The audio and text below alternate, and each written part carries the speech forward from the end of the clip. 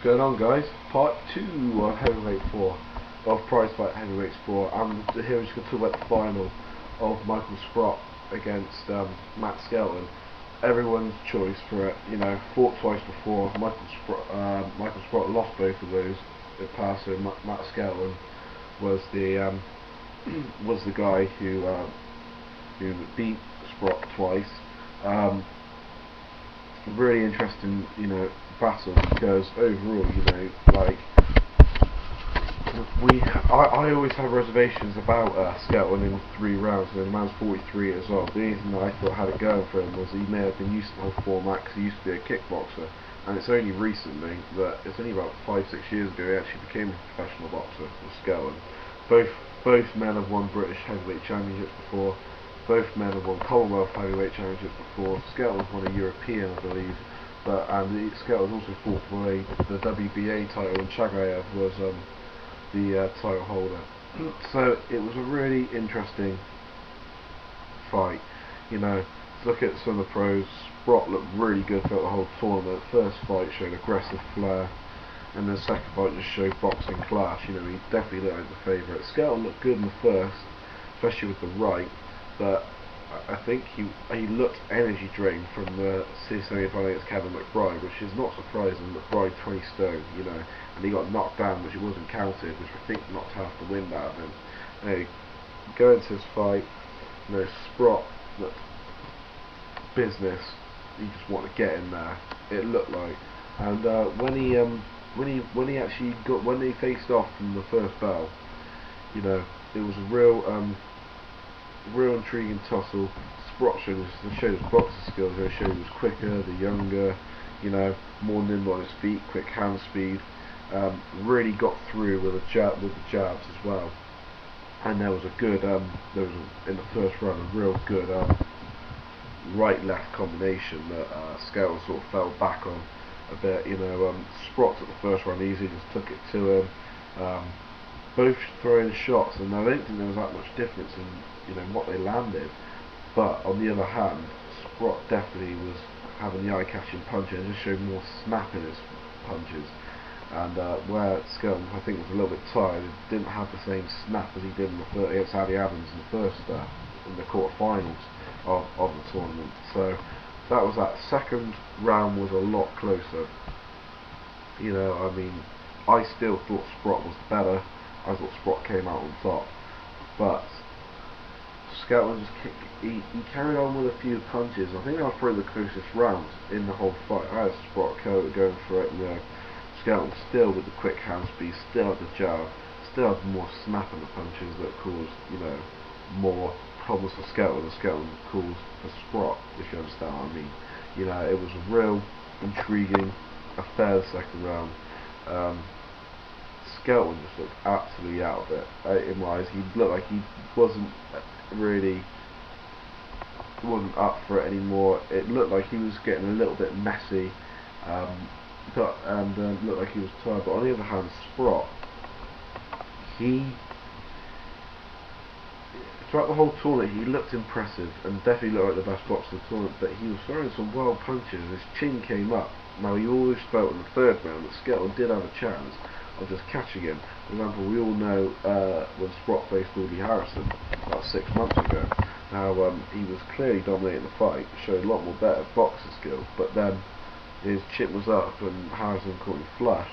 Third round came and Skelton was the aggressor, and it was a real, it wasn't a boxing match, it was a fight. You know, Skelton backed Sprott onto the ropes, they were going at it real messy, throwing everything they had, none of them really hit him.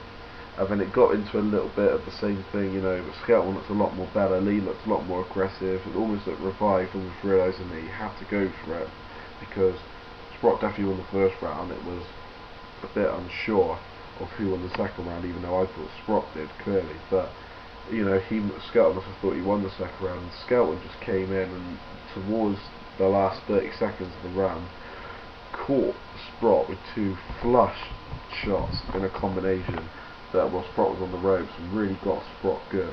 And you know, all of a sudden, you know, it could be interesting, anything can happen. Unfortunately, he did it a little bit too late, and Sprott perhaps that could have had only last for 30 seconds, clinched up a couple of times and won. And that's not taking anything away from Sprott. You know, he did what a smart boxer would do if we're in that position. You know, so there's nothing really, you know, bad about that.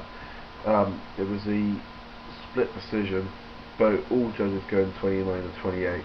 One going for Skelton and two going for Sprott. I actually thought it was a lot wider than that. I was surprised it was a split decision personally, but obviously depends what judges are looking for. We all score fights differently. You know, I was looking at eye-catching stuff where I don't know what the other judges were looking at, but so it made it look more intriguing. Skelton was good. I think Skelton genuinely thought he won the fight. I personally thought there was no doubt he won the fight in my eyes, but hey, that's just my personal opinion. I was happy because my pick, you know, won the prize, but I was really happy with that. I thought he would. Now where to go for both fighters? Matt Skelton has been a brilliant servant to boxing. You know, love him or hate him. I know people call him the Bedfordshire Bear and things like that because he's a big man. But I think that's pretty much the end of the line for Matt Skelton for me. You know, I can't see where else he'd go now, to be honest with you. You know, put a brilliant effort in the tournament, had a really good win against Ali Adams, beat Kevin McBride. I think no matter what you say about Kevin McBride, and no matter which Tyson you did fight, you have beaten a man who has got Tyson on his resume. You know, and as I said, he's won British, Commonwealth and European heavyweight titles. He's beaten Danny Williams. He beat Michael Sprott twice. You know, So I think, you know, when it comes to Matt Skelton, I think that could be end of the line for him. And you know, but he did himself proud. And, you know, I wish him the best of luck. And we'll see what he does. He might not. He might carry on fighting. If he does, all the best to him. You know, I mean, I'm not really too interested in what he does now. Michael Sprott, on the other hand, I don't know about Michael Sprott where he can go. I mean, obviously in the interview he talks about the European heavyweight title, which actually I think it's I'm not too sure who it belongs to. It might be Dimitrenko, I believe, who is the European title holder. I'm not too sure. I know Sosnowski's got a fight for the European title soon, so it would be interesting to see him fight one of them. See where he goes. I mean, the good thing about Prizefighter, you look at all the Prizefighter winners. Martin Rogan became Commonwealth champion, as I said in the preview.